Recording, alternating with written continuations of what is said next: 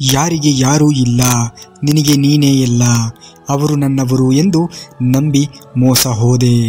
ಇವರು ನನ್ನವರು ಎಂದು ನಂಬಿ ನೋವಿನಲ್ಲಿ ನೊಂದು ಬೆಂದು ಬಳಲಿ ಹೋದೆ ಎಂದು ಕೊರಗುವುದು ಬೇಡ, ಚಿಂತಿಸುವುದು ಬೇಡ. ಏಕೆಂದರೆ ನಿನ್ನ ಜೀವನದಲ್ಲಿ ಬರುವ ಪ್ರತಿಯೊಬ್ಬ ವ್ಯಕ್ತಿಯೂ ಒಂದೊಂದು ಪಾಠವನ್ನು ಕಲಿಸಲು ಮಾತ್ರ ಬರುತ್ತಾರೆ ಅಷ್ಟೇ. ಇದನ್ನು ನೀನು ತಿಳಿದು ಬದುಕು. ಗೌರವ ಕೊಟ್ಟು ಮಾತನಾಡುತ್ತಾರೆ ಎಂದ ಮಾತ್ರಕ್ಕೆ ಅವರನ್ನು ಹೇಡಿಗಳು ಎಂದು ತಿಳಿದುಕೊಳ್ಳುವುದು ಮೂರ್ಖತನ. ಕೆಟ್ಟವರ ಕೆಟ್ಟತನದ ಮಾತುಗಳಿಗಿಂತ ಅಲ್ಪ ಸ್ವಲ್ಪ ನಾಶವಾಗಬಹುದು. ಒಳ್ಳೆಯವರ ಮೌನದ ಹಿಂದೆ ಮಹಾ ವಿನಾಶವೇ ಕಾದಿರುತ್ತದೆ, ನೆನಪಿರಲಿ. ನಾವೇ ನಮ್ಮವರಿಗೆ ಮೂರನೇ ವ್ಯಕ್ತಿ ಆದಾಗ ಅವರಲ್ಲಿ ವಾದ ಮಾಡಿ ಪ್ರಯೋಜನವಿಲ್ಲ. ಎಲ್ಲವೂ ಅವರವರ ಇಚ್ಛೆ, ನಮ್ಮ ಪಾಡಿಗೆ ನಾವು ಇರಬೇಕು ಅಷ್ಟೇ. ಮತ್ತೆ ಯಾರಿಗೂ ಭಾರವಾಗಬಾರದು. ನಮ್ಮಿಂದಲೇ ಈಜು ಕಲಿತ ಕೆಲವರು ನಮ್ಮನ್ನೇ ಮುಳುಗಿಸಲು ಪ್ರಯತ್ನ ಪಡುತ್ತಿರುತ್ತಾರೆ. ಎಚ್ಚರವಾಗಿರಿ. ಸಮಾಜದಲ್ಲಿ ಒಬ್ಬ ಬಡವ 100 ಸತ್ಯ ಹೇಳಿದರೂ ಯಾರೂ ನಂಬುವುದಿಲ್ಲ. ಶ್ರೀಮಂತ 100 ಸುಳ್ಳು ಹೇಳಿದರೂ ಎಲ್ಲರೂ ನಂಬುತ್ತಾರೆ. ಹಣಕ್ಕಿರುವ ಬೆಲೆ ಬಡತನದ ಗುಣಕ್ಕಿಲ್ಲ. ಧ್ಯಾನವನ್ನು ಕರಗತ ಮಾಡಿಕೊಂಡಾಗ ಮನಸ್ಸು ಗಾಳಿಯಿಲ್ಲದ ಜಾಗದಲ್ಲಿ ದೀಪದ ಜ್ವಾಲೆಯಂತೆ ಸ್ಥಿರವಾಗಿರುತ್ತದೆ. ಜೀವನದಲ್ಲಿ ಕೆಲವು ಸಂಬಂಧಗಳನ್ನು ದೇವರು ಹಾಳು ಮಾಡುತ್ತಾನೆ, ಕಾರಣ ನಮ್ಮ ಜೀವನ ಹಾಳಾಗದೇ ಇರಲಿ ಅಂತ. ನೆನಪಿರಲಿ, ನಿಮಗೆ ಕಾಣದ ಸತ್ಯ ಭವಿಷ್ಯ ಭಗವಂತನಿಗೆ ಮಾತ್ರ ತಿಳಿದಿರುತ್ತದೆ. ಅನ್ನದ ಮುಂದೆ ಅಮ್ಮನ ಮುಂದೆ ಅಹಂಕಾರ ಬೇಡ. ಹಸಿವನ್ನು ನೀಗಿಸಲು ಅನ್ನ ಬೇಕು, ಬಲವನ್ನು ನೀಗಿಸಲು ಅಮ್ಮ ಇರಲೇಬೇಕು. ಯಾರು ನಿನ್ನವರು, ಯಾವುದು ನಿನ್ನದು ಎನ್ನುವುದು ನಿನಗೆ ಅರ್ಥವಾಗುವುದು ಸಮಯ ಬಂದಾಗ ಮಾತ್ರ. ಸ್ವಲ್ಪ ಪೆಟ್ಟು ಬಿದ್ದರೂ ಒಡೆಯುವ ಗಾಜಿನಂತೆ ಮನಸ್ಸನ್ನು ಇಟ್ಟುಕೊಳ್ಳಬೇಡಿ. ಮನಸ್ಸು ಕಚ್ಚಾ ಜೇಡಿ ಮಣ್ಣಿನಂತೆ ಇರಲಿ. ಅದು ಪ್ರತಿ ಹೊಡೆತದಿಂದಲೂ ಕೂಡ ಆಕಾರವನ್ನು ಪಡೆದುಕೊಳ್ಳುತ್ತದೆ. ಮನುಷ್ಯನ ಸೋಲಿಗೆ ಬಹುದೊಡ್ಡವಾಗಿರುವಂತಹ ಕಾರಣವೇ ಸಮಯ ಪ್ರಜ್ಞೆಯ ಕೊರತೆ. ಕಾಲದೊಂದಿಗೆ ಓಡಲಿಲ್ಲವೆಂದರೆ ನೀವು ಬದುಕಿನಲ್ಲಿ ಸೋಲುತ್ತೀರಾ. ಎಚ್ಚರ.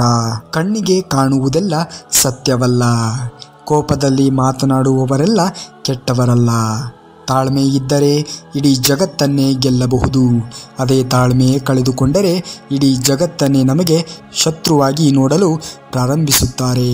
ಕಷ್ಟಗಳು ನಿಮ್ಮ ಹೃದಯವನ್ನು ಗಟ್ಟಿ ಮಾಡುತ್ತದೆ. ಏಕೆಂದರೆ ಸೋತು ಹೋದ ಮೇಲೆ ಹೃದಯಕ್ಕೆ ದೇವರೇ ಇದ್ದಾನೆ ಅನ್ನೋ ನಂಬಿಕೆ ಇರುತ್ತದೆ. ಕೆಟ್ಟ ದಿನಗಳು ಶಾಶ್ವತವಲ್ಲ.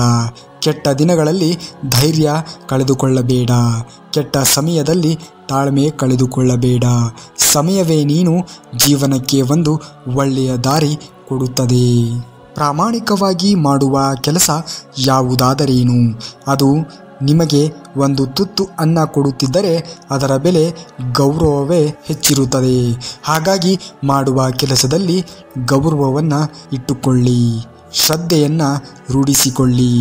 ಕೆಲಸಕ್ಕೆ ಬಾರದ ಮಾತುಗಳು, ಕೆಲಸಕ್ಕೆ ಬಾರದ ವಸ್ತುಗಳು, ಕೆಲಸಕ್ಕೆ ಬಾರದ ಜನಗಳಿಂದ ಆದಷ್ಟು ದೂರವಿದ್ದರೆ ಮನಸ್ಸಿಗೆ ನೆಮ್ಮದಿ ಮತ್ತು ಯಶಸ್ಸು ತಾನಾಗಿಯೇ ಸಿಗುತ್ತದೆ. ಧೈರ್ಯದಿಂದ ಬದುಕುವವರನ್ನು ಧರ್ಮವೇ ರಕ್ಷಿಸುತ್ತದೆ. ಬಿದ್ದವರನ್ನು ನೋಡಿ ನಗಬೇಡ.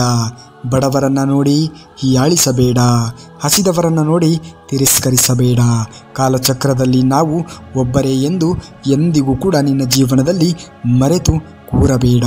ಭಾವನೆಗಳೇ ಇಲ್ಲದೆ ಬದುಕುವ ಜೀವನ ನೀರಿದ್ದರೂ ಒಣಗಿರುವ ಮರದಂತೆ. ಭಾವನೆಗಳು ಇದ್ದರೂ ಸ್ಪಂದಿಸದ ಜೀವನ ನೆರಳು ನೀಡುವ ಮರದಂತೆ. ಕಾಮನ ಬಿಲ್ಲು ಒಂದೇ ಸಾರಿ 7 ಬಣ್ಣಗಳನ್ನು ತೋರಿಸುತ್ತದೆ. ಆದರೆ ಈ ಮನುಷ್ಯ ಮಾತ್ರ ಸಮಯ ನೋಡಿ ಒಂದೊಂದು ರೀತಿಯ ಒಂದೊಂದು ಬಣ್ಣಗಳನ್ನು ಹೊರ ಚೆಲ್ಲುತ್ತಾನೆ. ಹುಟ್ಟು ಎಲ್ಲೋ, ಸಾವು ಎಲ್ಲೋ, ಬದುಕಿನ ಪಯಣ ಇನ್ನೆಲ್ಲೋ. ಆದರೆ ಪಯಣದ ದಾರಿಯಲ್ಲಿ ಸಿಗುವ ಸ್ನೇಹ, ಪ್ರೀತಿ, ವಿಶ್ವಾಸ ಮಾತ್ರ ಮನುಷ್ಯನಿಗೆ ತುಂಬ ಹತ್ತಿರವಾಗಿರುತ್ತದೆ. ನೆನಪುಗಳು ಜೀವಂತ ಶಾಶ್ವತವಾಗಿ ಉಳಿಯುವಂಥದ್ದು. ಶ್ರೀಕೃಷ್ಣ ಪರಮಾತ್ಮನ ಇನ್ನಷ್ಟು ಮಾಹಿತಿಗಳಿಗಾಗಿ ತಪ್ಪದೇ ನಮ್ಮ ಚಾನಲ್ನ ಸಬ್ಸ್ಕ್ರೈಬ್ ಮಾಡ್ಕೊಳ್ಳಿ. ಮುಂದಿನ ವಿಡಿಯೋದಲ್ಲಿ ಸಿಗುವವರೆಗೂ ಧನ್ಯವಾದ. ಕರುನಾಡಿಗೆ.